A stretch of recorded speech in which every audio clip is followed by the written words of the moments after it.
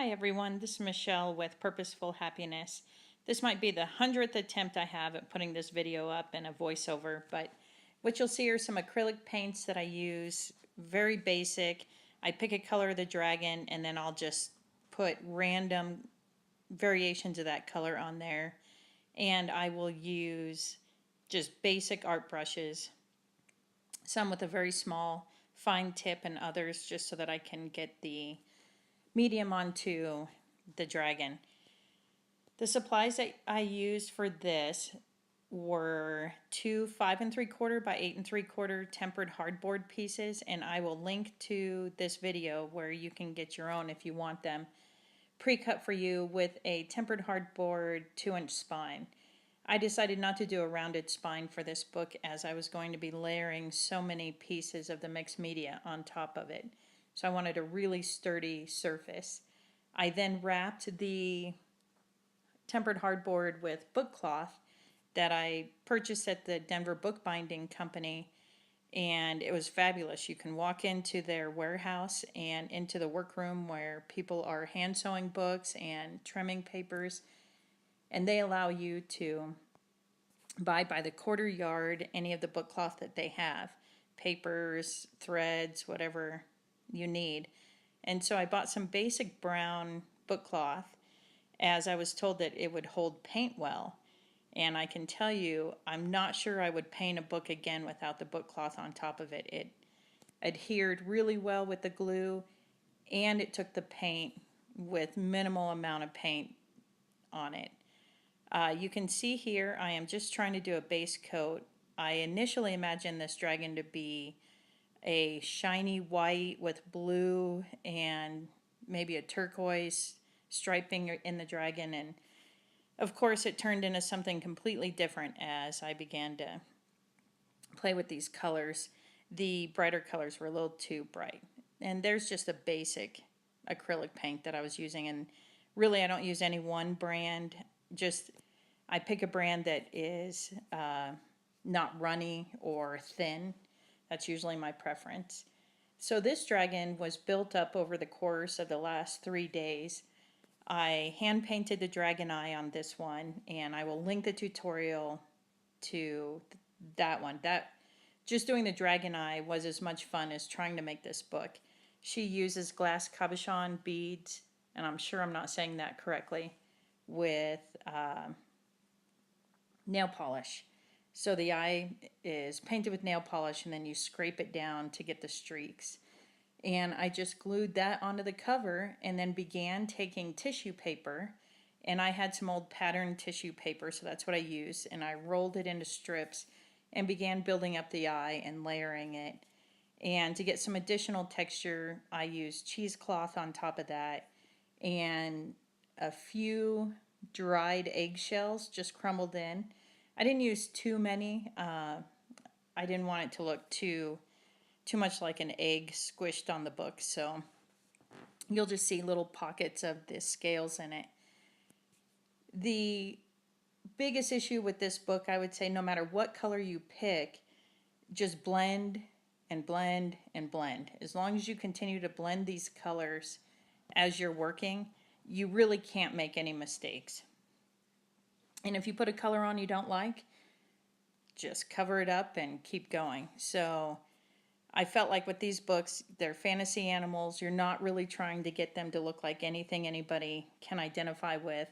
So your imagination is all up to you.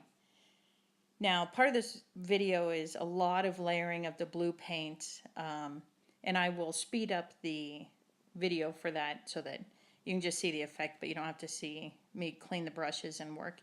I ended up putting a little piece of tape on top of this glass eye. I was getting a little sloppy, and I just thought it would be a good barrier in case I drip on it. But with these glass eyes, all you have to do is take your paintbrush and dip it into water and wipe it off.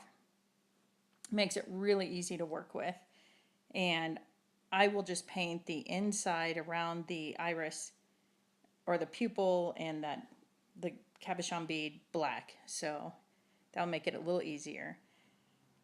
And you can see there's a lot of texture on this book from the texture paste. I forgot to mention that. And I did use texture paste and took a chicken wire type of thing and just set it into the paste to give it a scaled type of appearance.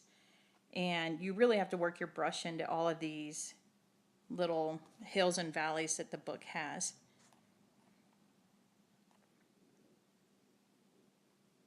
And as you'll see as the dragon continues, there's very little white that ended up showing through, but it did make a good base color that I could layer onto.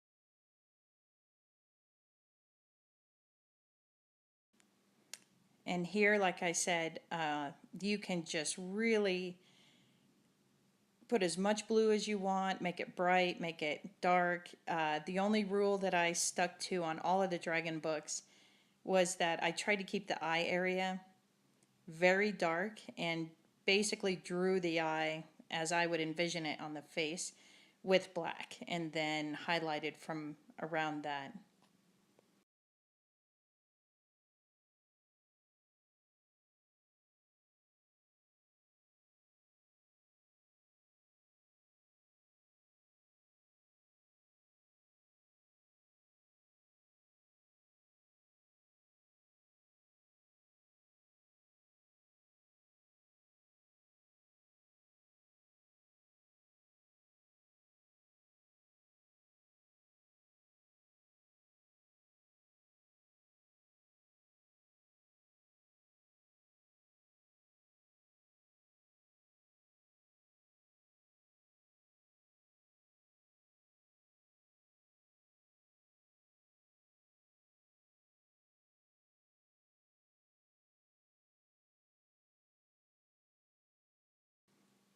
As you can see, there's a lot of different colors I'm putting on here. It looks a little sloppy at the moment, so I'm just really trying to get some depth inside of the paint. And I decided I wanted to add a little red and put some more interest into the skin of this dragon. And that's what you'll see there. And you can tell it's pretty clear that if you didn't like it, you could just cover it up with the dark blue again.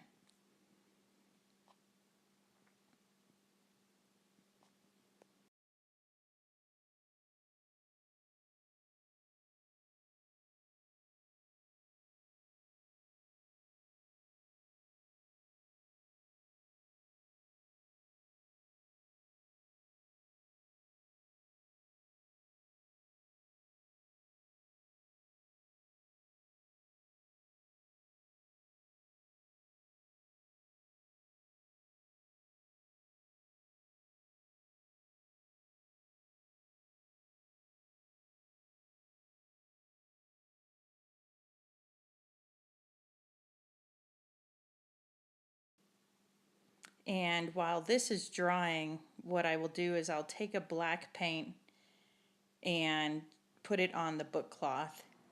I wanted a little darker red, so just popping a little more on there.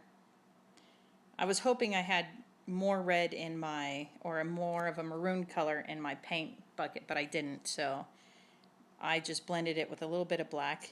I didn't want a real cutesy type of dragon with bright colors. I wanted a little more of a darker looking dragon.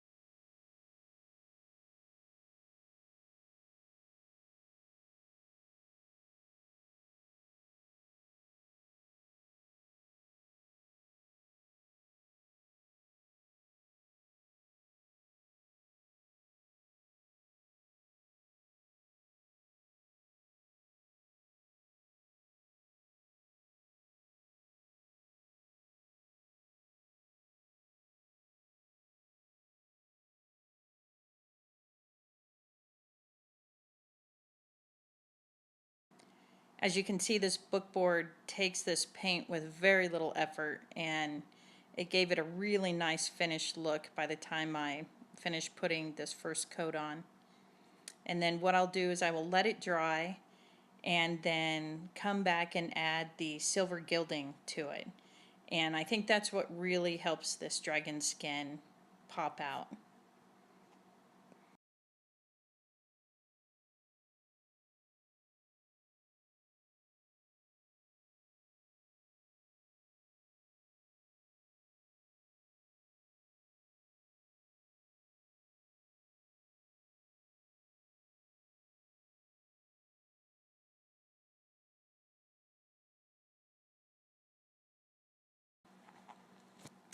This is the next piece of the dragon. I was just using this Silver Spark wax.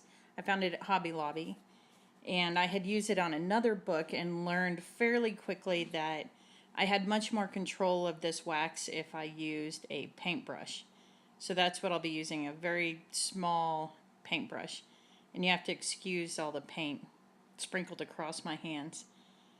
And the only thing I'll do is I will take little bits of the wax and go on top of all of the ridges that are sticking up. And when you're up close to this book, it's very easy to see. That texture paste really leaves a lot of dimension for you to work in. And the texture paste, I just used a piece of chicken wire and dropped it in to try to get some type of dragon scale on these. And this is probably the part that will take the longest, but it gives you the most dramatic effect if you're willing to take the time and paint these pieces of the dragon.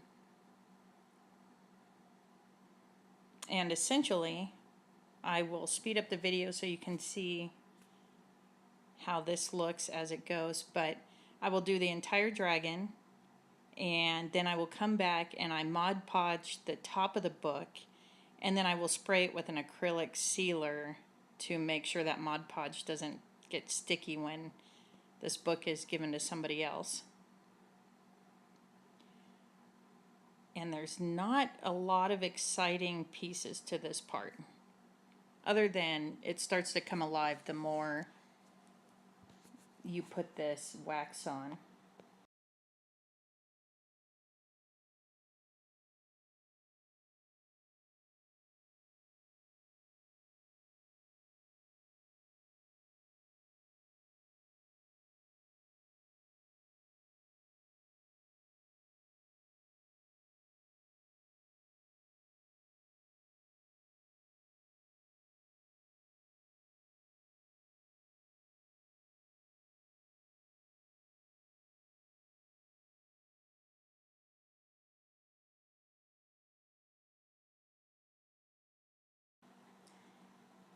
And I'll pick up the book here in a second, and you'll be able to see how easily it is to work around these ridges that are in the paste and the cheesecloth. See, it's very easy to see how much texture there is and plenty of dimension to add.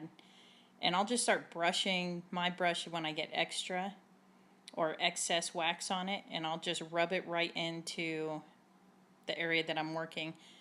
Once you put this wax on, though, word of warning, I do not know how to get it off. So if you get a big blob, I think the only option is to go back in and paint over it and then try again. But I've not been able to take the wax off once it's on there. So you'll see in the middle of the spine there, that big silver spot. I'll just work around it, but it's not going anywhere. I'll have to blend that in, which is the case of this whole project. Blending is the key.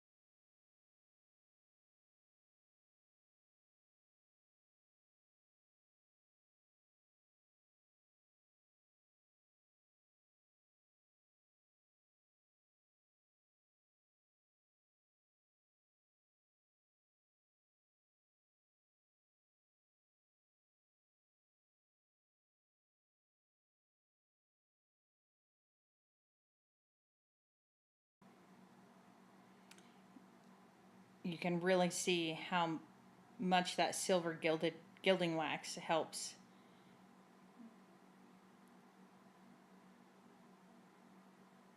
And I'll just put the Mod Podge Magic Dimension inside of the eye. And I did this on all the dragons, and it just makes it a little more realistic when it dries and it's glossy that way.